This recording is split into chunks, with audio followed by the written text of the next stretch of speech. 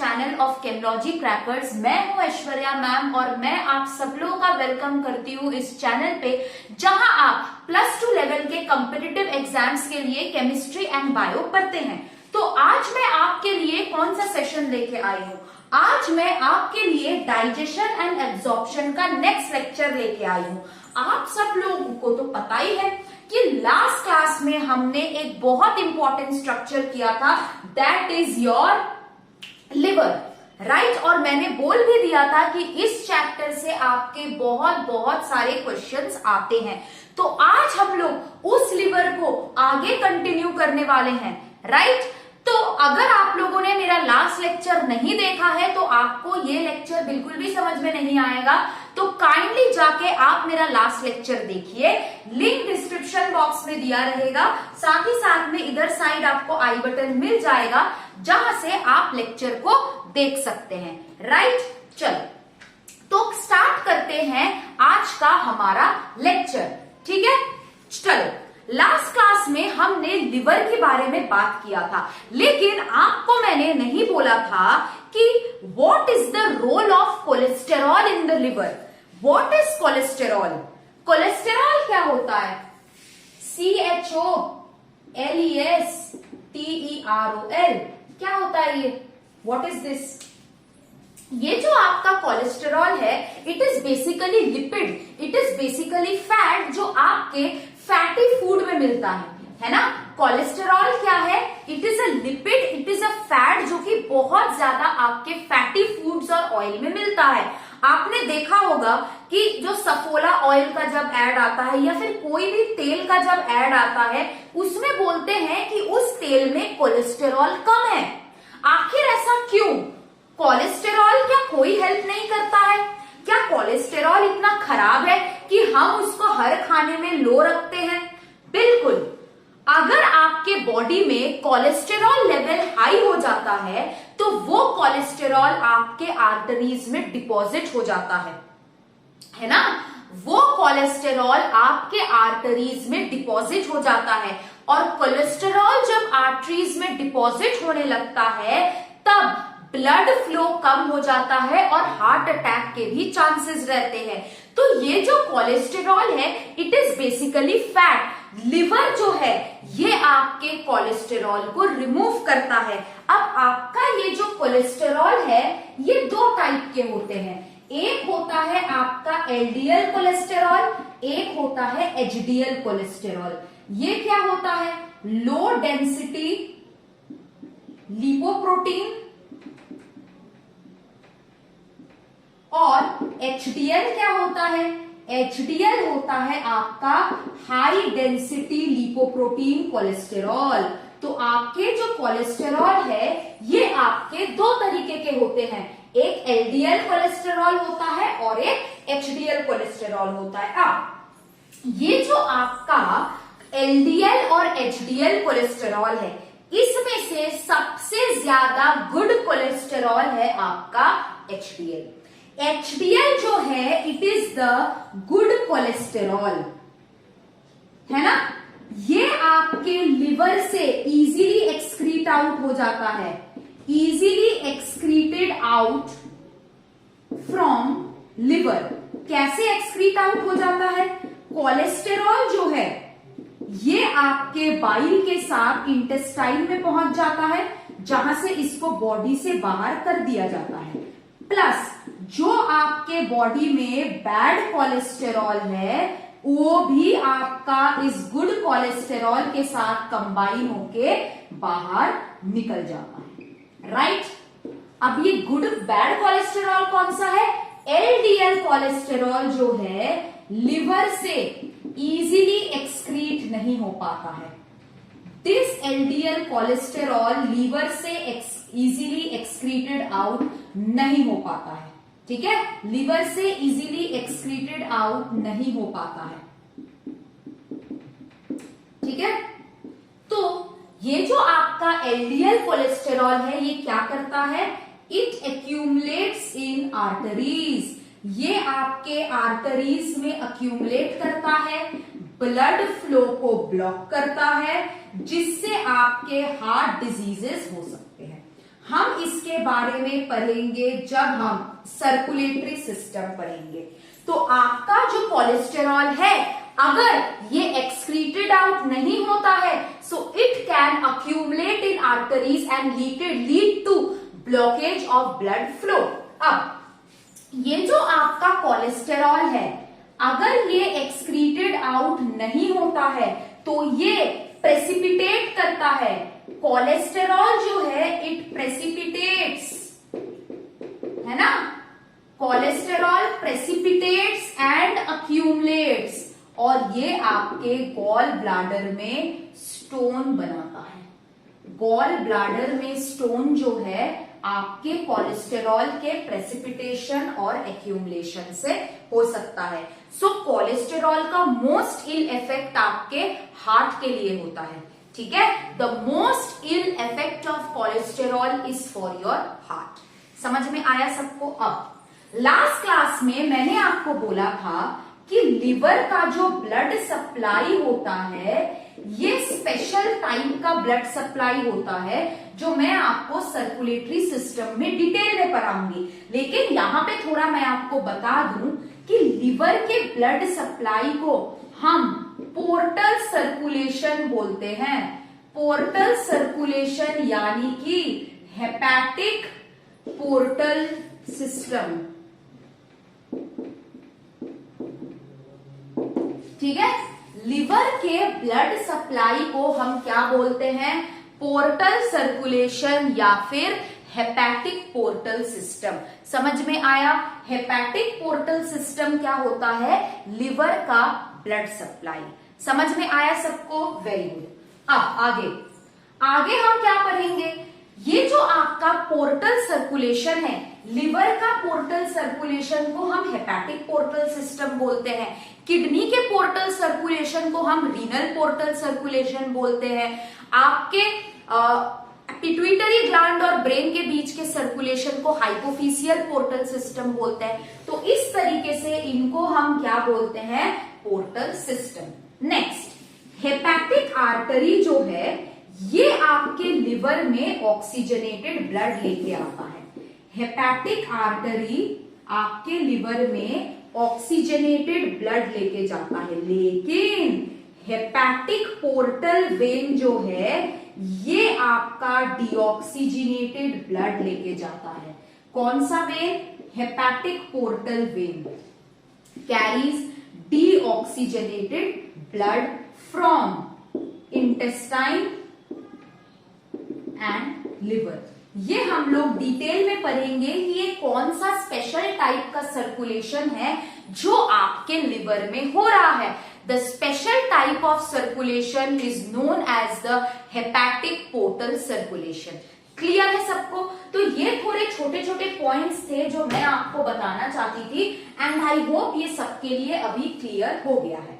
ठीक है, चलो अब हम हमारा सबसे इंपॉर्टेंट पार्ट जो इतना दिन से हम जानने की कोशिश कर रहे थे कि लिवर और पैंक्रियाज में जो एंजाइम प्रोड्यूस हो रहा है, जो बाइल प्रोड्यूस हो रहा है भैया, ये आपके इंटेस्टाइन तक कैसे पहुंच रहा है, व्हाट इज द पाथवे। तो वो हम अभी स्टार्ट करने वाले हैं कि कौन सा पाथवे है वो, व्हाट इज द पाथवे जिससे ये चीज हो रहा है।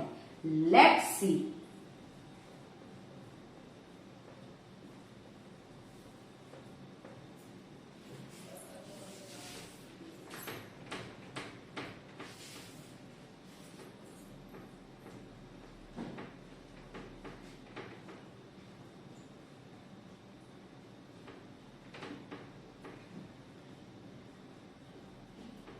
Let's study. चलो अब हम लोग बात करते हैं of the portal system, right. चलो डायग्राम बना लेते हैं। ये आपका लिवर है, ठीक है, दिस इज योर लिवर, और लिवर में यहीं कहीं पे पीछे आपका गॉल ब्लैडर है, जिसको हम पूरी तरीके से नहीं देख पाते हैं, लेकिन इसका थोड़ा सा इस तरीके का हिस्सा इस तरीके का दिखता है, पीछे है, इसीलिए हम डॉटेड स्ट्रक्चर बना रहे हैं। यहां पे आपका लिवर है, यहीं कहीं पे इस तरीके से ईसोफेगस आके इस तरीके से आपके स्टमक में खुल रहा है, राइट,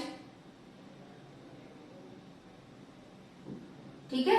और यहीं कहीं पे आपका इस तरीके से इंटेस्टाइन है, ठीक है, दिस इज योर इंटेस्टाइन, ये आपका इंटेस्टाइन है, ठीक है, डियोडेनम है, ठीक है, और इधर कहीं पे आपका पैनक्रियस है,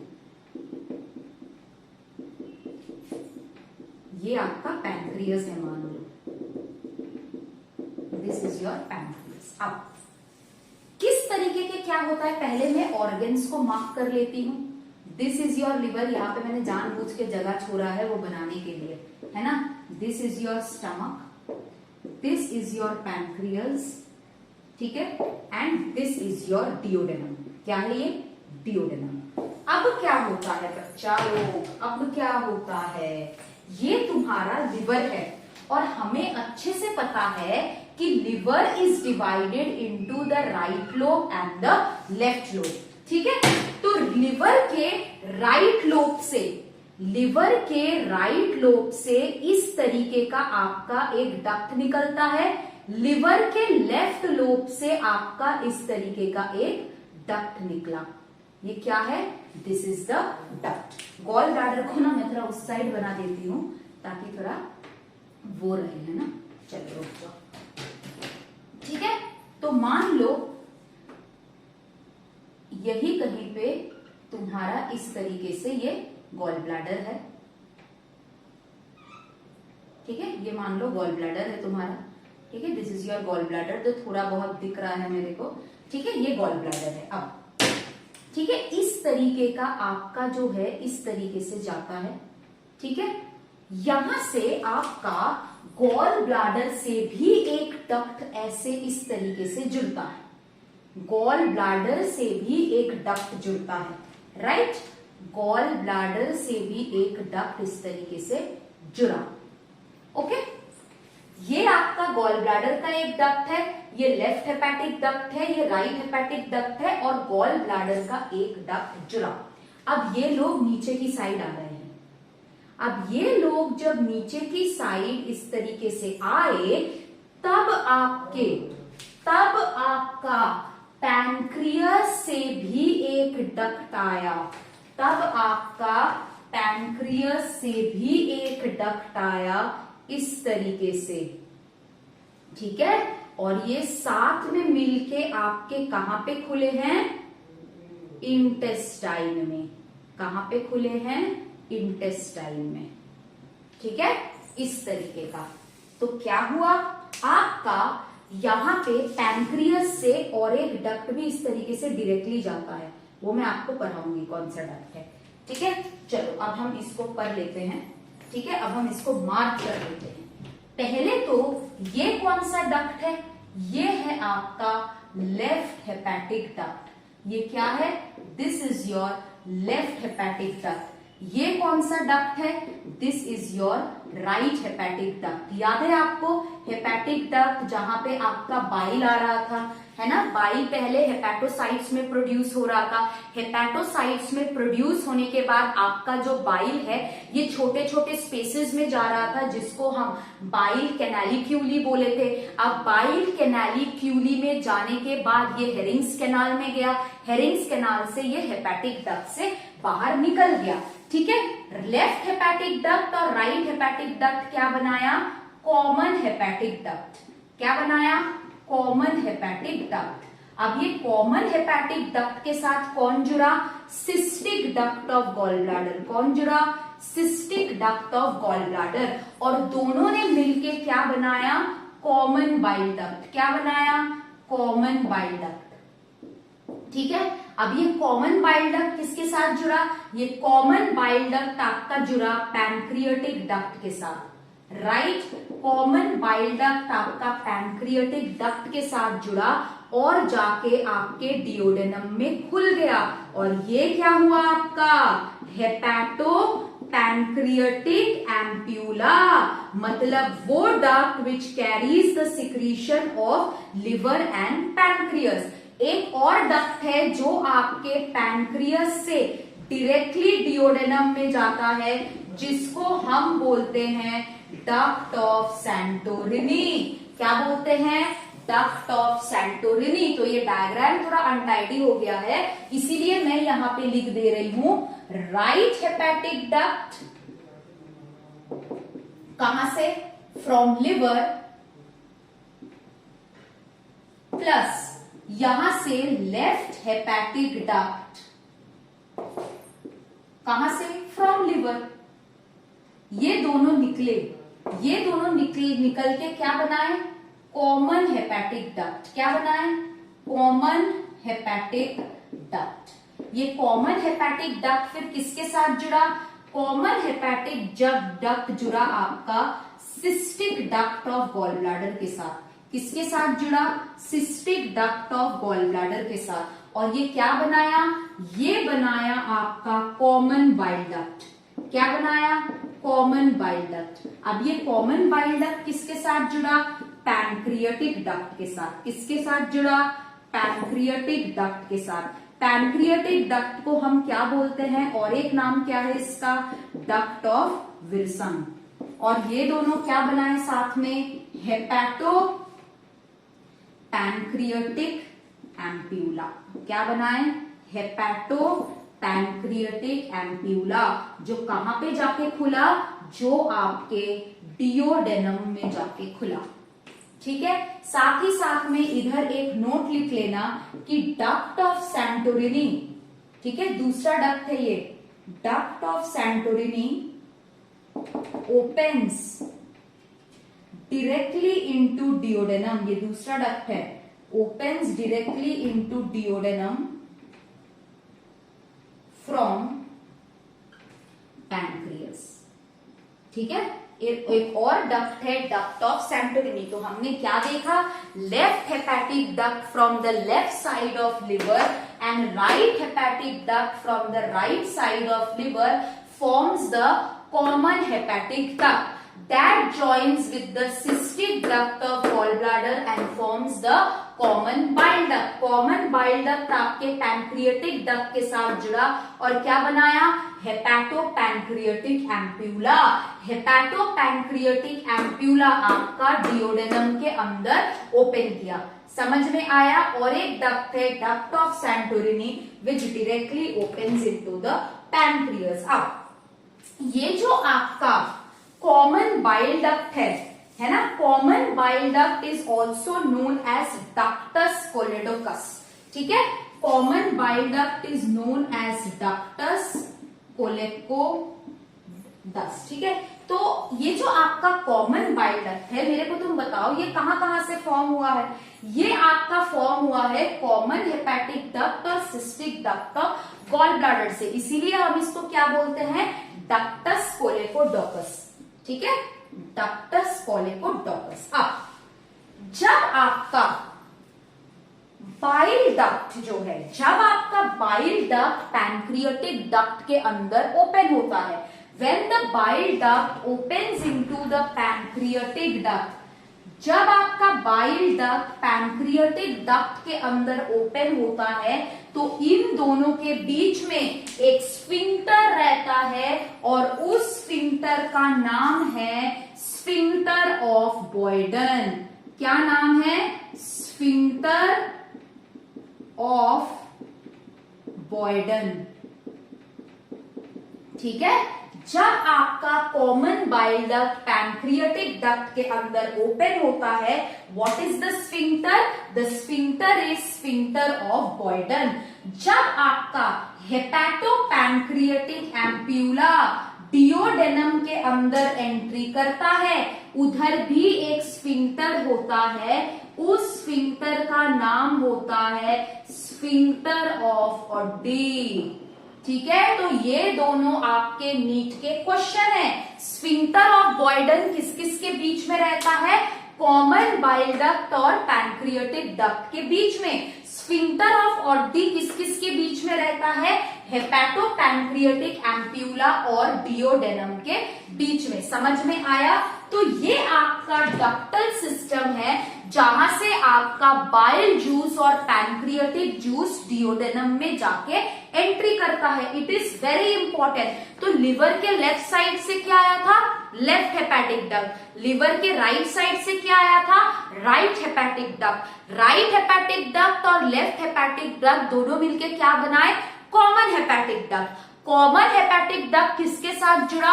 cystic duct of gall bladder के साथ। ये जो रेड कलर से मैंने यहां पे ड्रॉ किया है, this is your gall bladder. ठीक है?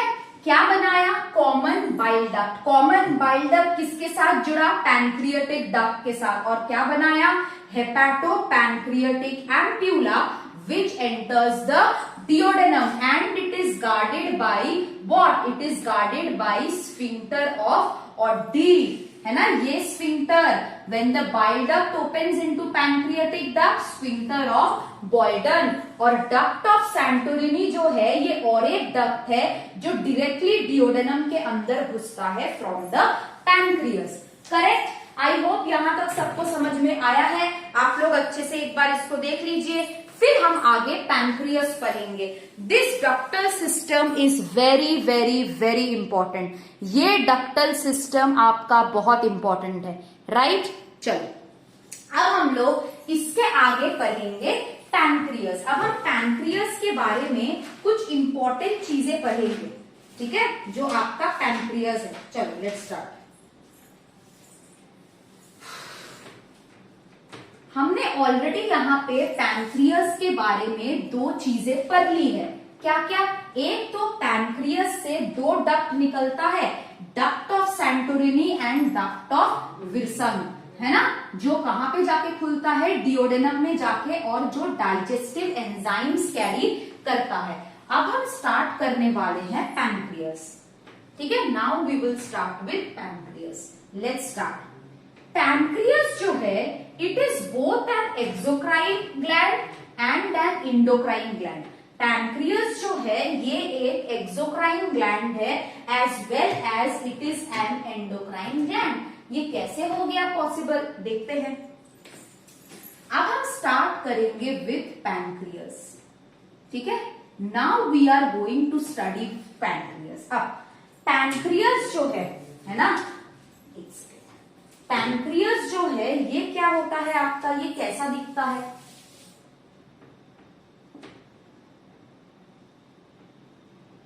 पहले हम इसका डायग्राम बना लेते हैं, फिर हम करते हैं।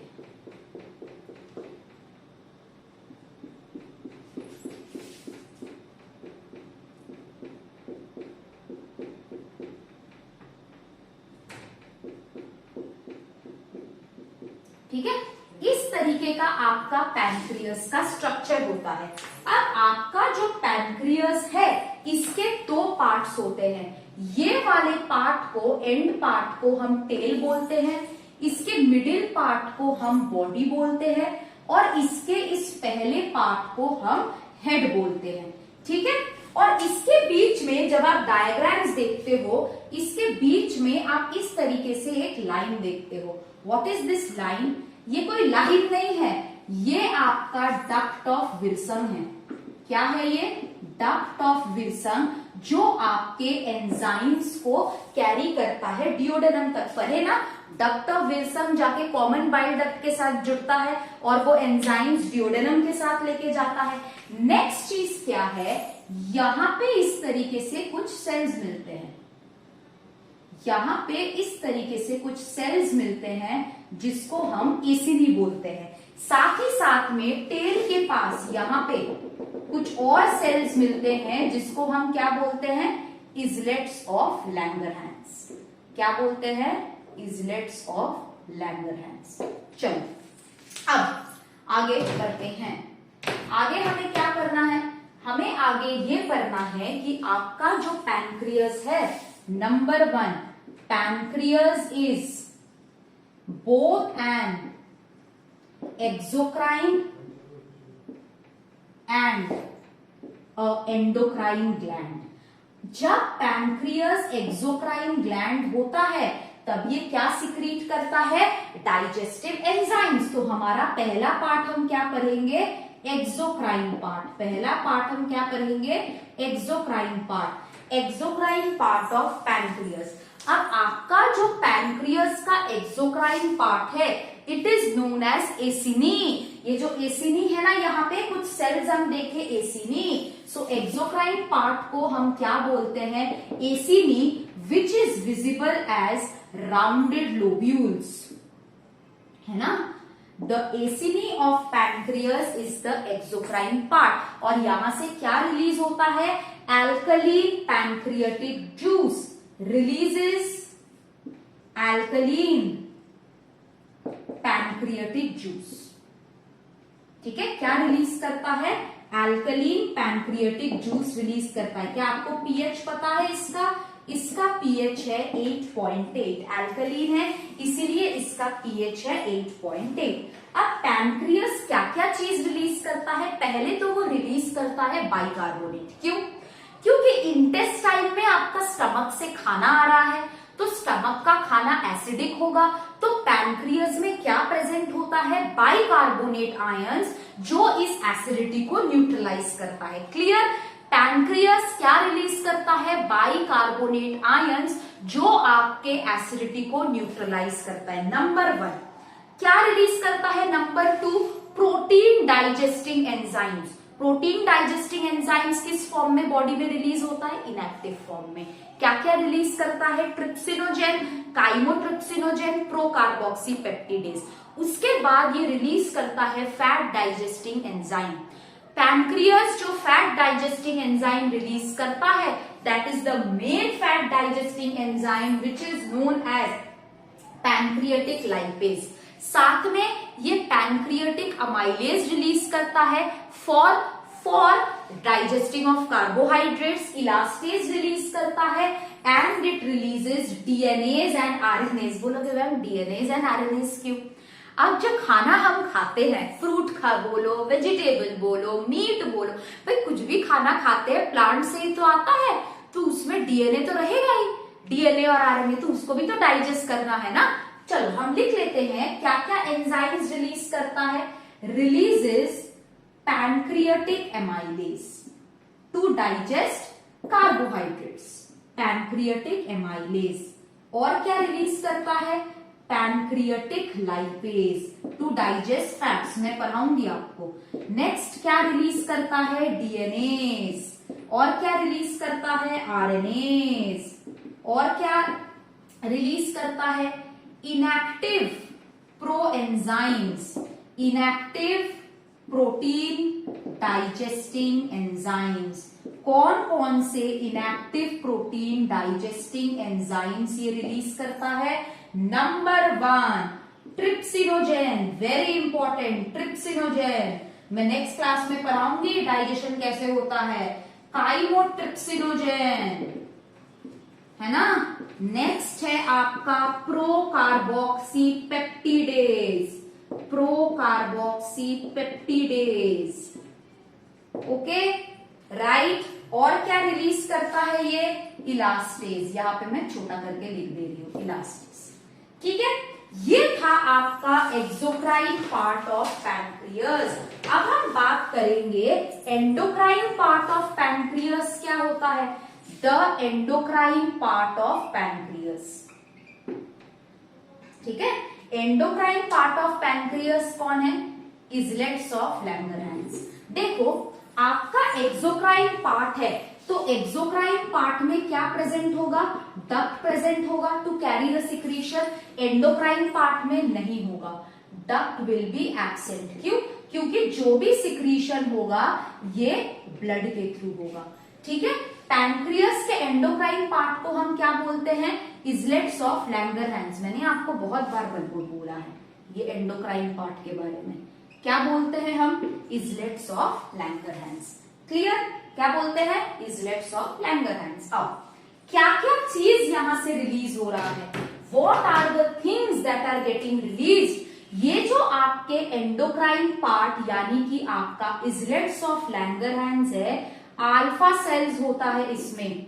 अल्फा सेल्स क्या रिलीज करता है, अल्फा सेल्स रिलीज करता है आपका ग्लूकागॉन, और ये क्या करता है, ये ग्लाइकोजन को ग्लूकोज में कन्वर्ट कर देता है। कुछ याद आ रहा है क्या? बिल्कुल मैम, आपने हमें लिवर में बोला था कि ग्लाइकोजन जब आपका ग्लूकोज में टूटता है उसको ग्लाइकोजेनोलाइसिस बोलते हैं। यस और नो? तो लिवर में जो ग्लाइकोजेनोलाइसिस हो रहा है वो किसके वजह से हो रहा है मैम? वो हो रहा है आपके ग्लूकागॉन के वजह से। अब ये ग्लूकागॉन आपके लिवर में कहां से पहुंचा? ग्लूकागॉन आपके लिवर में कैसे पहुंचा? ग्लूकागॉन तो हार्मोन है, तो ब्लड इसको लेके गया लिवर में। करेक्ट। नेक्स्ट है आपका बीटा सेल्स। बीटा सेल्स क्या रिलीज करता है? बीटा सेल्स आपका रिलीज करता है इंसुलिन। इंसुलिन क्या करता है? ग्लूकोज को ग्लाइकोजन में कन्वर्ट कर देता है। कुछ याद आया क्या? हाँ मैम, याद आया। आपने हमें बताया था लिवर में जब लास्ट क्लास में, ग्लूकोज जब ग्लाइकोजन में कन्वर्ट होता है उसको हम बोलते हैं क्या? ग्लाइकोजेनेसिस, यानी कि ग्लाइकोजन का फॉर्मेशन। ग्लाइकोजेनेसिस किसके वजह से हो रहा है? ये इंसुलिन के वजह से। इंसुलिन लिवर में कैसे गया? हार्मोन है, ब्लड के थ्रू गया। नेक्स्ट सेल्स है आपका delta sales of pancreas. Delta sales क्या प्रोड्यूस करता है? डेल्टा सेल्स आपका रिलीज करता है सोमैटोस्टैटिन। अब ये जो आपका सोमैटोस्टैटिन है ये क्या करता है? It inhibits secretions of alpha and beta cells. Alpha and beta cells जो भी सिक्रीट करते हैं उसको इनहिबिट करते हैं। और क्या करते हैं? Inhibits secretion of digestive enzymes. Digestion अगर हो गया है, डाइजेस्टिव एंजाइम सिक्रीट करके बॉडी क्या करेगा? उसको तो इनहिबिट करना पड़ेगा। तो कौन इनहिबिट करता है? सोमैटोस्टैटिन। अब ये जो आपका सोमैटोस्टैटिन है इसको हम बोलते हैं ग्रोथ इनहिबिटर, क्योंकि डाइजेशन अगर ये नहीं करने देगा तो ये ग्रोथ इनहिबिटर का काम करेगा। ठीक है। ग्रोथ प्रमोटर कौन है? ग्रोथ एक्सीलरेटर कौन है? सोमैटोट्रोपिन। ठीक है। सोमैटोस्टैटिन क्या है? आपका ग्रोथ इनहिबिटर। करेक्ट। नेक्स्ट क्या है? Pancreatic polypeptide cells. ठीक है। Pancreatic polypeptide cells. अब आपका जो पैनक्रियाटिक पॉलीपेप्टाइड सेल्स है ये क्या रिलीज करता है? ये करता है आपका inhibits release of pancreatic juice. ठीक है। पैनक्रियाटिक जूस के रिलीज को ये क्या करता है? इनहिबिट करता है। करेक्ट। तो पैनक्रियाटिक पॉलीपेप्टाइड सेल्स क्या करता है? It inhibits release of pancreatic juice. Clear है यहां तक? ठीक है। ग्रोथ इनहिबिटर हम सोमैटोस्टैटिन को बोलते हैं। लिवर में ग्लाइकोजेनेसिस किस वजह से हो रहा है? ग्लाइकोजन कैसे फॉर्म हो रहा है? इंसुलिन के वजह से। एंड इंसुलिन कहां से रिलीज हो रहा है? From the beta cells. Glycogen to glucose, glycogenolysis, glycogen का तोड़ना कहां पे हो रहा है? लिवर में। कैसे हो रहा है? ग्लूकागॉन के थ्रू। ग्लूकागॉन कौन रिलीज कर रहा है? Alpha sales of pancreas. I hope आपको यहां तक लिवर का डक्ट सिस्टम और पैनक्रियास पूरी तरीके से क्लियर है। अब मैं आपको और डाइजेस्टिव हॉर्मोन्स के बारे में बताऊंगी कि what are the other different digestive hormones that takes place in digestion. ठीक है। तब तक आप इसको एक बार देख लीजिए। चलो, आई होप सबको पैनक्रियास समझ में आया। अब हम role of gastrointestinal hormones को स्टडी करेंगे कि what is the role of gastrointestinal hormone, है ना। हमने ये जो 3 हार्मोन हम पढ़े, इंसुलिन, ग्लूकागॉन, आपका सोमैटोस्टैटिन, क्या इसके अलावा और कोई हार्मोन नहीं है? बिल्कुल है। अब हम उसके बारे में स्टडी करने वाले हैं। टोटल 10 हार्मोन्स हैं आपके, ठीक है। चलो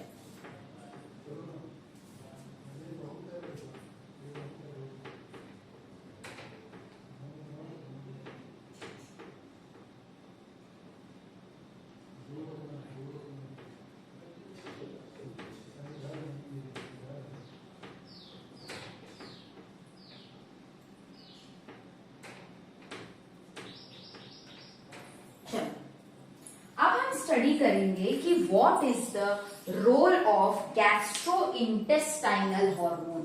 गैस्ट्रो मतलब स्टमक से भी रिलीज हो रहा है, इंटेस्टाइन मतलब इंटेस्टाइन से भी रिलीज हो रहा है। तो अभी हम क्या स्टडी करेंगे? Role of gastrointestinal hormones, ये हमारा टॉपिक है। Role of gastrointestinal hormone. तो पहले हमने हार्मोन का नाम लिखना है ना? पहले हमें हार्मोन का नाम लिखना है। उस हार्मोन का लोकेशन क्या है? What is the location of this hormone, मतलब कहां से निकल रहा है। थर्ड हमें क्या लिखना है कि what is the function of this hormone. ठीक है, चलो पहला जो हमारा हार्मोन है नंबर 1, दैट इज गैस्ट्रिन। कुछ याद आ रहा है क्या गैस्ट्रिन के नाम से? हाँ मैम, आपने बोला था गैस्ट्रिन जो है ये आपके जी सेल्स यानी कि गैस्ट्रिन सेल्स ऑफ पाइलोरस से रिलीज होते हैं। तो ये गैस्ट्रिन सेल्स क्या करेगा? अगर ये स्टमक से रिलीज हो रहे हैं तो ये स्टमक के एक्टिविटी को इंक्रीज करेगा, स्टमक के सिक्रीशन को इंक्रीज करेगा। तो इसका फंक्शन क्या है? Stimulates gastric secretions. ठीक है, आपके स्टमक से जो भी आपका सिक्रीशन निकलता है उसको इंक्रीज करता है। Stimulates gastric secretions and gastric mobility, stomach के काम को, स्टमक के मूवमेंट को एनहांस करता है, इंक्रीज करता है, ताकि digestion in stomach takes place faster. साथ ही साथ में it also stimulates gastric glands, ठीक है, जो आपके गैस्ट्रिक ग्लैंड्स है, टू रिलीज गैस्ट्रिक जूस। ठीक है, ये आपका फंक्शन है गैस्ट्रिन का। ठीक है, to release gastric juice. The second number hormone is, second number जो हार्मोन है इट इज एंटेरोगैस्ट्रोन। अब ये एंटेरोगैस्टेरॉन जो है it is known as gastro inhibitory peptide, GIP। ठीक है, एंटेरोगैस्टेरोन। एंटेरोगैस्टेरोन को हम क्या बोलते हैं? Gastro inhibitory peptide. ठीक है, GIP। क्यों? गैस्ट्रो इनहिबिटरी मतलब एंटेरोगैस्टेरॉन क्या करेगा? गैस्ट्रिक यानी कि स्टमक के सिक्रीशंस को कम करेगा, स्टमक के मोबिलिटी को कम करेगा। क्यों? क्योंकि खाना अभी स्टमक से इंटेस्टाइन में आ गया है, तो इंटेस्टाइन के काम को इंक्रीज करेगा ना। तो एंटेरोगैस्टेरोन कहां से रिलीज होता है? आपका डियोडेनल के वॉल से, डियोडेनम के वॉल से, यानी कि आपके डियोडेनम एपिथेलियम से, यानी कि द डियोडेनल वॉल्स, वॉल्स ऑफ डियोडेनम जो आपके एपिथेलियम से बना है। फंक्शन क्या होता है? Inhibits gastric secretion and gastric contraction. ठीक है, inhibits gastric secretions and gastric contractions. ये हो गया आपका। नेक्स्ट ये क्या काम करता है? नंबर 3, नंबर 3 वाला जो हार्मोन है आपका इट इज सिक्रिटीन। सिक्रिटीन जो है it was the first discovered hormone by scientist. First discovered, ever discovered hormone was सिक्रिटीन।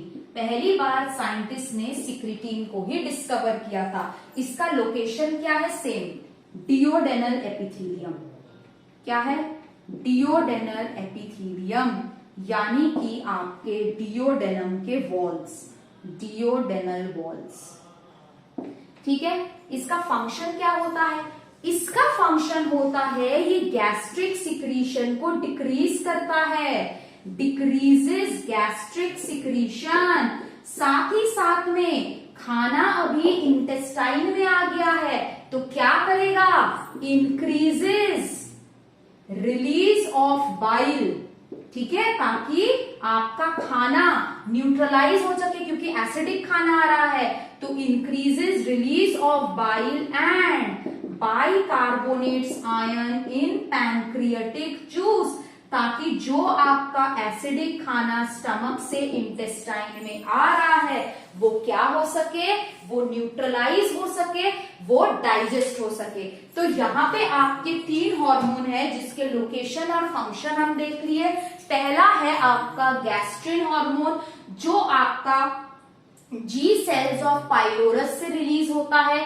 Second है आपका एंटेरोगैस्टेरोन और सिक्रीटिन, जो दोनों डियोडेनल एपिथेलियम से रिलीज होता है। दोनों आपके गैस्ट्रिक सिक्रीशन को कम करता है और सिक्रीटिन आपके बाइल के रिलीज और पैंक्रियाज में बाइकार्बोनेट आयंस को बढ़ाता है।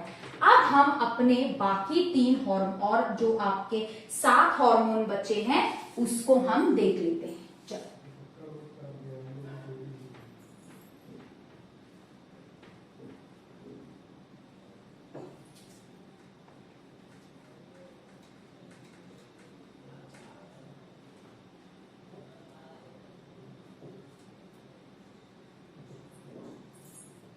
चलो अब हम नेक्स्ट पढ़ते हैं कोलेसिसिस्टोकिनिन पैंक्रियोमाइसिन। कोलेसिसिस्टोकिनिन पैंक्रियोमाइसिन, ये मैम कौन सा, क्या है? पैंक्रियो मतलब पैंक्रियस, कोलेसिसिस्ट मतलब गॉल ब्लैडर, मतलब ऐसा हार्मोन जो गॉल ब्लैडर और पैंक्रियस के सिक्रीशन को इंक्रीज करता हो। देखो बायो में ना नाम से ही सब समझ में आता है, नेम्स को अच्छे से समझा करो और तोड़ा करो। कोलेसिसिस्टोकिनिन पैंक्रियोमाइसिन, सिस्ट मतलब गॉल ब्लैडर के साथ युक्त है, पैंक्रियोमाइसिन मतलब पैंक्रियस के साथ। ये लोकेशन क्या है? एंटायर एपिथीलियम, यानी कि entire epithelium of small intestine इसको सिक्रीट करता है। Entire epithelium of small intestine, इसका फंक्शन क्या है? जैसा कि मैंने बोला गॉल ब्लैडर और पैंक्रियस से रिलीजेस मतलब रिलेटेड है। क्या करता है? Stimulates gall bladder and pancreas to release digestive enzymes। ठीक है, डाइजेस्टिव एंजाइम्स आपके रिलीज करने के लिए गॉल ब्लैडर एंड पैंक्रियस को स्टिम्युलेट करता है। समझ में आया सबको? चलो अब हमारा नेक्स्ट हार्मोन क्या है? नेक्स्ट हमारा नंबर 5 हार्मोन है डुओक्रिनिन। डुओक्रिनिन, डुओ मतलब कहां से रिलीज होगा भाई? डियोडेनम से। कहां से रिलीज होता है? डियोडेनल एपिथेलियम से। डियोडेनम में कौन सा ग्लैंड प्रेजेंट है? केवल और केवल आपके डियोडेनम में ब्रूनर्स ग्लैंड। तो डुओडेनम डुओक्रिनिन क्या करेगा? ब्रूनर्स ग्लैंड को स्टिम्युलेट करेगा to release mucus and digestive juices. Duocrinin क्या करेगा? स्टिम्युलेट्स ब्रूनर्स ग्लैंड, क्योंकि ब्रूनर्स ग्लैंड केवल और केवल आपके डियोडेनम में प्रेजेंट है। Stimulates Brunner's gland to release mucus and digestive enzymes, जो भी है।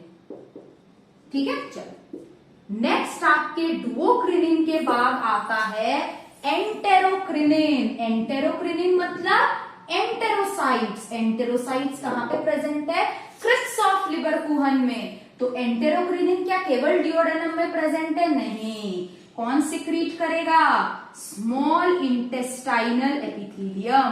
पूरा स्मॉल इंटेस्टाइन का एपिथेलियम आपका क्या रिलीज करता है? एंटेरोक्रिनिन।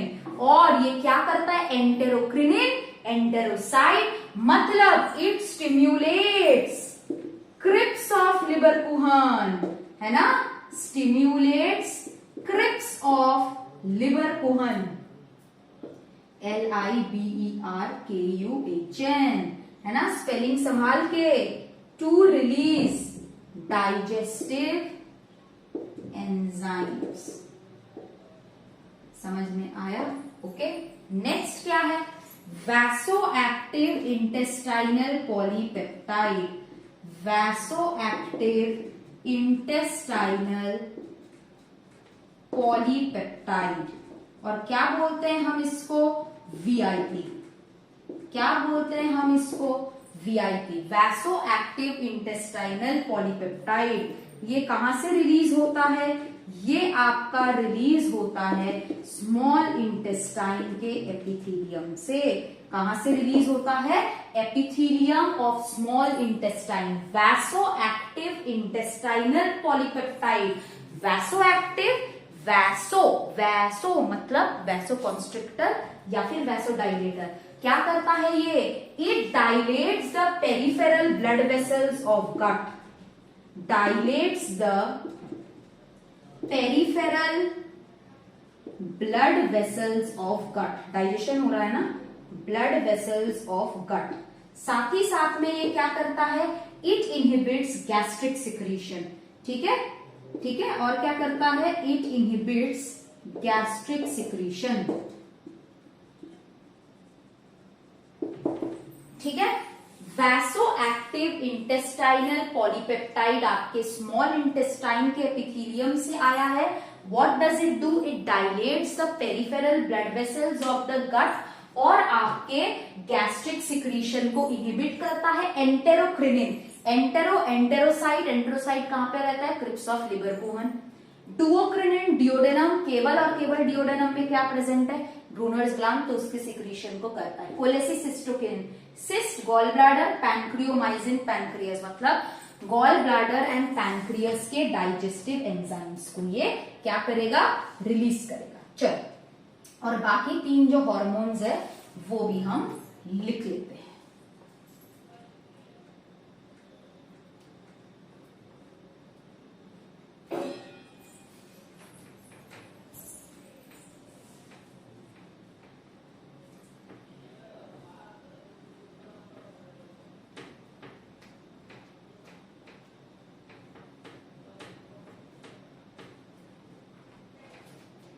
ठीक है, चलो। Number 8 hormone is विलिकिनिन।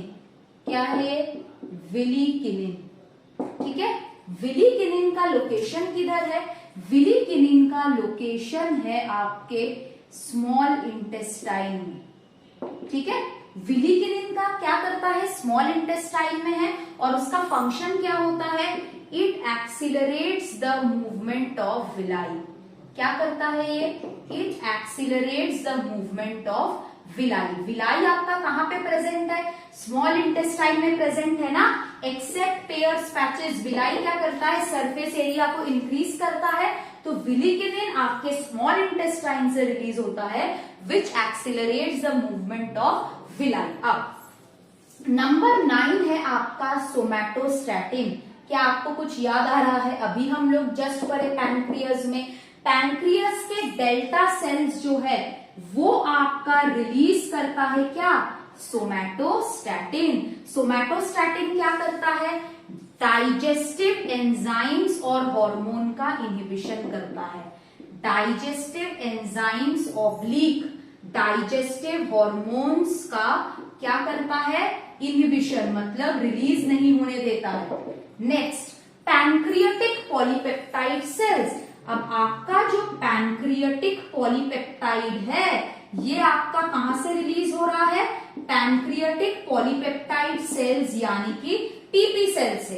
तो हम क्या लिखेंगे? PP sales. पीपी सेल्स यानी कि पैनक्रियाटिक पॉलीपेप्टाइड सेल्स। ठीक है। और इसका फंक्शन क्या होता है? Inhibits release of pancreatic juice. Pancreatic juice के रिलीज को ये इनहिबिट करता है। Inhibits release of pancreatic juice.